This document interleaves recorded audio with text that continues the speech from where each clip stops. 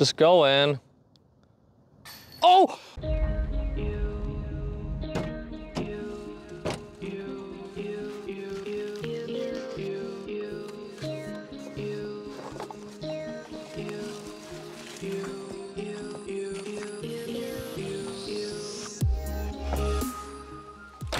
Now let's go toss some plastic. And we've made it to Little Mulberry Park in Dakula, Georgia. I really hope I pronounced that right. This is a course that has been on my radar for quite some time. We are starting off, it looks like the pins are in the B location. We will be playing from the long tee pads. We have 300 feet. It looks like you want to hold a dead straight ante the entire way or a flex sidearm. I'm going to go with the flex sidearm and send our Halo boss. I'm really excited to get this round started.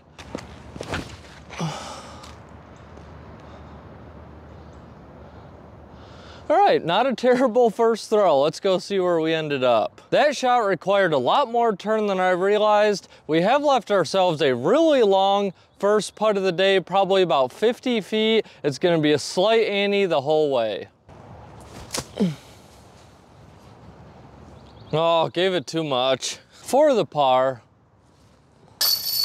Little Mulberry takes no time to warm up. We have hole 2, 460 feet. This does not look like a tee shot that you can get a lot of distance off of. It's a very sharp hyzer shot, and we are gonna go with our scepter. All right, nice and simple. Hopefully we can make a play for the pin. So we are still 205 feet from the basket, and we have this super crazy big turnover or sidearm shot to get to the basket. I think landing zones are going to be very important on a course like Mulberry, and being we're playing completely blind, that may get us in some trouble today, but we are going to full send the Jaguar.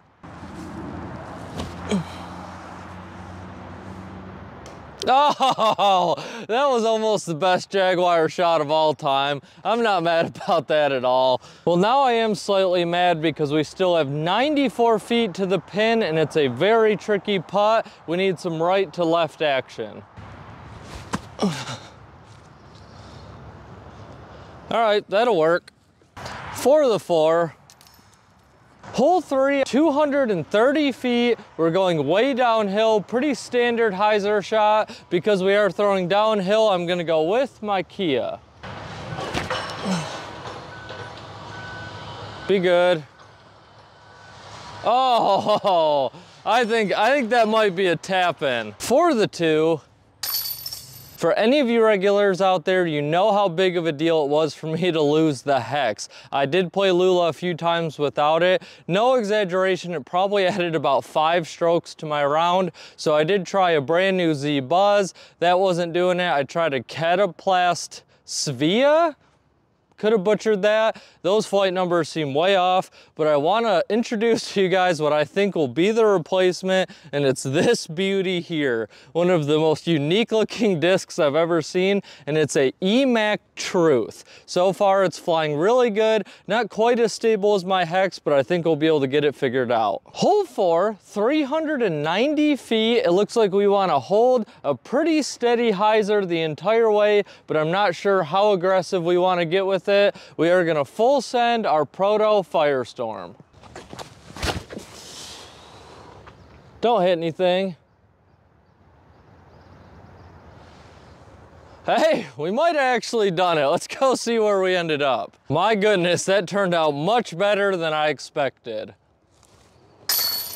Hole 5, this is a tricky one. It's 290 feet. You can go with a big turnover shot, which looks like a lot of fun, but a lot more risky. Or you can go with this dead straight shot, kind of a low ceiling, also tricky, but seems to be much safer. For the first time on the channel, we are gonna rip the EMAC Truth, and we're gonna see how it does.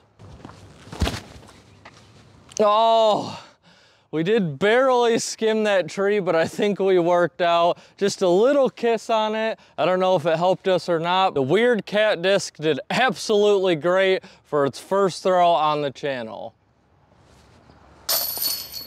Hole 6, 335 feet. We have a big meat hook to the right. The basket is located all the way up through there. I'm gonna full send my Valkyrie, hopefully get a big turnover, and then make a play for the pin. I don't anticipate us getting there on the tee shot. Oh, well, yep, we definitely didn't get there on the tee shot. After our tree kick, we still have 161 feet for the pin. We're gonna hang something out wide, let the stability crash in. This is a very fun hole. If you like big turnover shots, this hole's an absolute blast. Come on, Rhino, get up there. All right, nice shot. For the par, do you guys ever have like intrusive disc golf thoughts? Like you have a pretty standard hyzer shot, but in the back of your head, you keep telling yourself to go for the thumber. Every time I step onto a tee pad, no matter how long it is, what the shot shape, it could be 900 feet, I look down at my bag and in the back of my head, I just keep thinking, throw the Jaguar. And I just know that every time I do that, I add 2 strokes to the hole no matter what. So I really try not to let those thoughts win. Hole 7, 230 feet, dead straight. We are gonna go with our Proton Envy. Oh, you gotta throw it, Hunter. I mean, we got the right distance, but we didn't get any flip up. Not great. Here's our first real tester putt of the round. It's probably about 32 feet downhill for the 2. Classic. Hole 8, 415 feet. As a righty, I think the only way to really gun for this is like the most touchy turnover sidearm shot ever. I wish I was that cool, but you know, I'm not. So I am gonna take the Champion Rhino, throw it up there, and then hopefully be able to make a play for the pin. Get up there. All right, I think that's what we were looking for. We are 190 feet from the basket. It is basically dead straight, but we have to go with a just meat hook right. Very tricky shot. I am gonna try to sidearm my splice. Get down there. Oh, that one hurt. Not great. We have left ourselves an 80-foot, slightly downhill putt for the 3.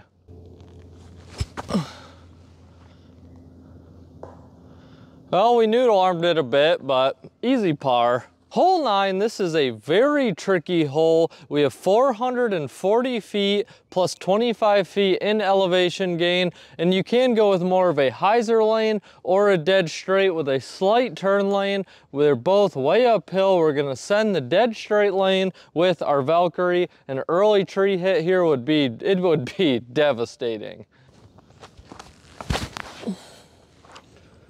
Get up there. Okay, well, we at least made it a ways before we took the tree hit, but I think we got a pretty bad bounce.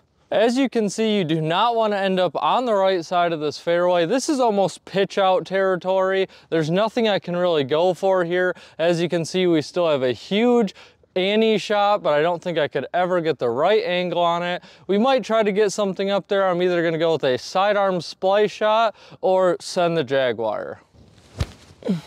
Come on. Oh, you know how bad I just want a good Jaguar shot? We're still 156 feet from the basket. We really need to focus up here. We have to go with a dead straight, late flip over shot. We are gonna go with our DX Stingray. Just go in. Oh! Oh my gosh. What a chain out. That was a crazy shot. The old DX Stingray. Dang. Never count out the DX plastic, guys.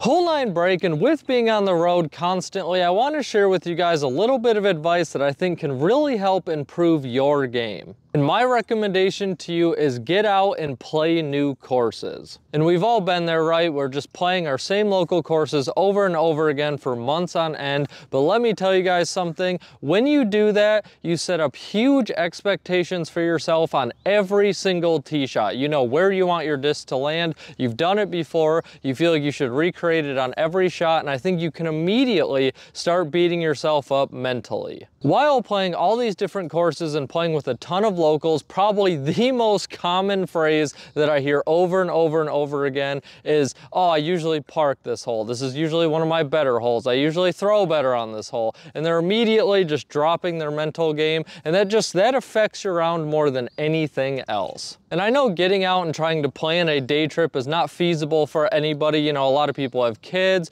or financially they don't really have the money to splurge on that. But if I could give a recommendation, kind of rally the guys, rally the gals, chip in for gas, take a day and go play some new courses. You would be surprised how much your game can change when you drop all those mental barriers and just throw, have a good time, and experience a new course. And I've also met a lot of local slayers, and they have no desire. They are perfectly happy playing their local courses over and over and over again. And if you show up to their town, they're absolutely gonna whoop your butt no matter how good you are. And there's nothing wrong with that either. I just think if you find that you're mentally kind of stuck and you just feel like you're hitting a low, just try to push out, play some new courses, and it will definitely help with that mental game. And hey, if you guys are new here and you are enjoying the content, please take a second, hit the like button, hit the subscribe button, leave a comment. I'd love to read it. Thank you. Hole 10, 940 feet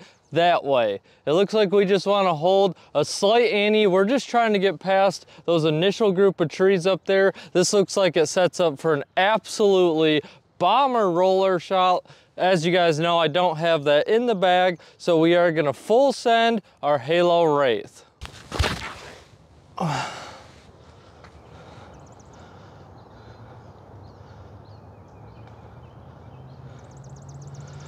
All right, we did catch one of those trees up there. That was not a good tee shot. How we managed to end up in the woods on that tee shot, I have no idea, but that was not good. I believe we want to go for a huge turnover shot. I'm not sure exactly where we're aiming for, but I'm gonna go for it. I'm gonna take my champion boss and I'm just gonna throw it as hard as I possibly can.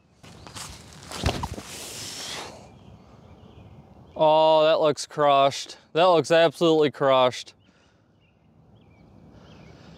Oh my goodness, if that's where we're aiming, if the baskets are down there, that was a really good shot. That was as far as I could have possibly thrown my boss there. We have 102 feet for the 3. Oh, nice little run. For the 4.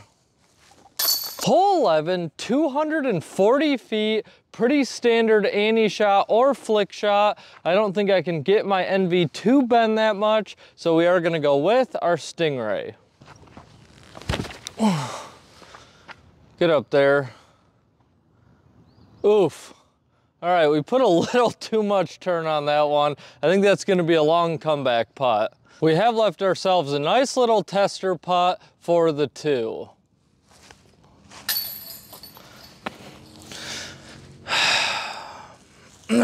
Rushing it. Hole 12, 275 feet. This is a literal horseshoe. The basket is down there. I bet there is some killer local routes through the woods somehow. You can go with a big skip shot, or you can go with kind of a sky hyzer. As you guys know, I love the skip shot, so we are gonna full send our splice.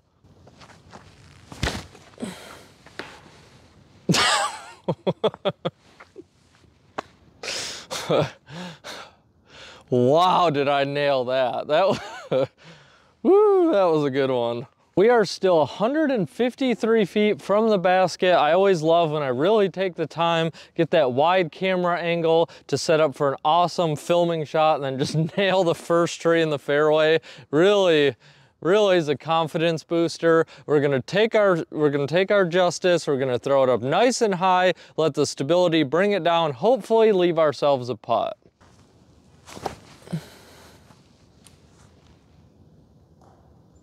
Perfect. For the 3, it sure is beautiful out here. We got ourselves a nice little ace run, 195 feet, dead straight, and of course, we are gonna send our envy.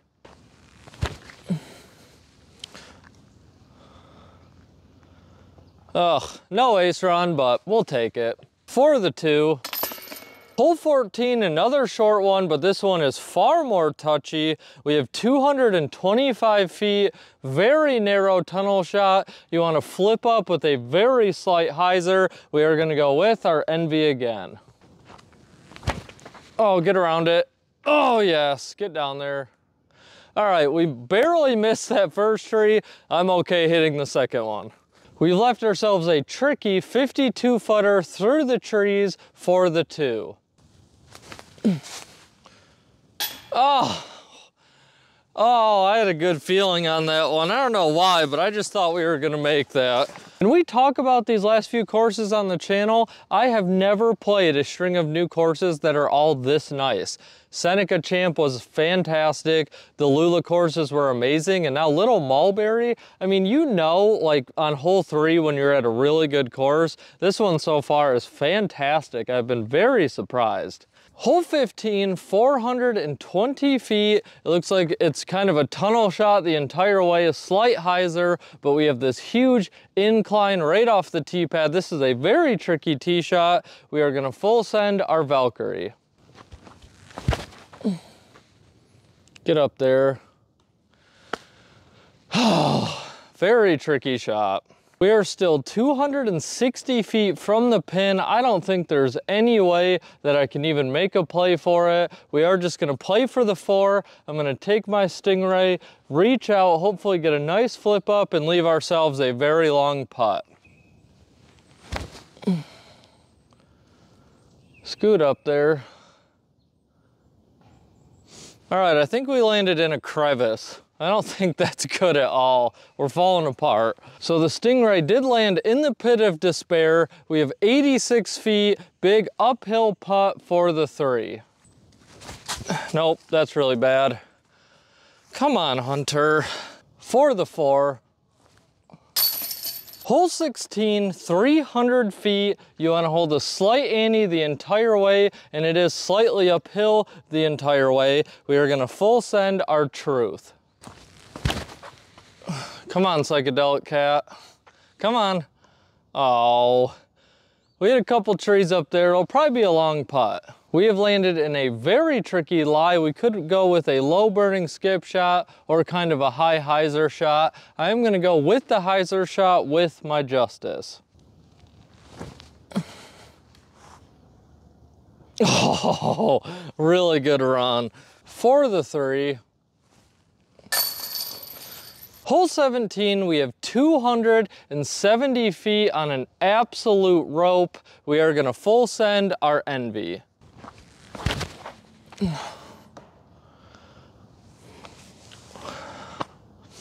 What was that? That was so bad. We are 135 feet from the pin, very tricky lie. I am gonna go with a tomahawk, try to hit this gap to the right, hopefully leave ourselves a putt. We're gonna go with our Pro Destroyer.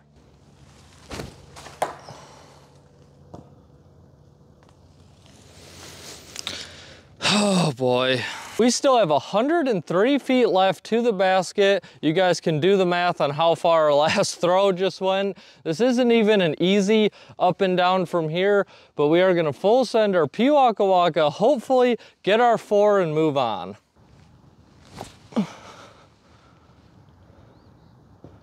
right, I think that was pretty good, finally. For the 4. And rounding off our awesome day here at Little Mulberry, we have hole 18, 220 feet, very sharp, right hook. We are gonna full send our Stingray and hopefully end on a good note. Looks pretty good.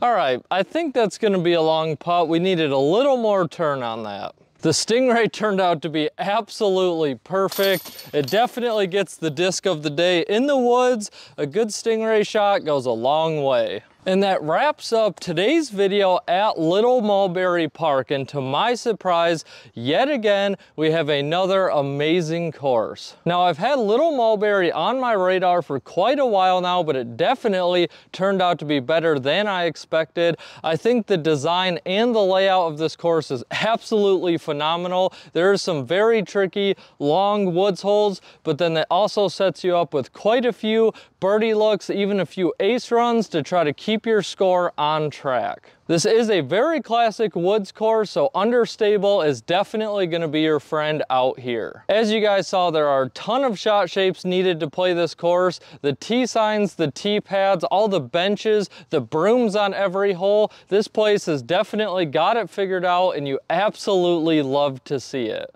I can definitely see Little Mulberry getting very busy on the weekends. It does have that feel to it. For some people, that's a big deal. For some people, they love it. And like I said, with the tee signs, I cannot state it enough how nice they are. They have a great visual representation of the hole. They have the footages, the elevation, and they have a little dowel to show which pin location the basket's at. I know it sounds silly, but I play a lot of courses that have multiple pin locations, and the tee signs do not indicate which one it's at. Another amazing thing about Little Mulberry, even on these longer holes, if you hit that initial gap that you're looking for, you get rewarded. You're not getting blindsided by a line of trees that are in the fairway right around a corner. If you throw true, you will score very well here. To be honest with you guys, I'm not sure what you could dislike about Little Mulberry. It doesn't have any crazy iconic shots or really jaw-dropping scenery, but overall, it is an extremely solid course. Overall, I'm going to give Little Mulberry the very solid score of 9.4 out of 10. We have another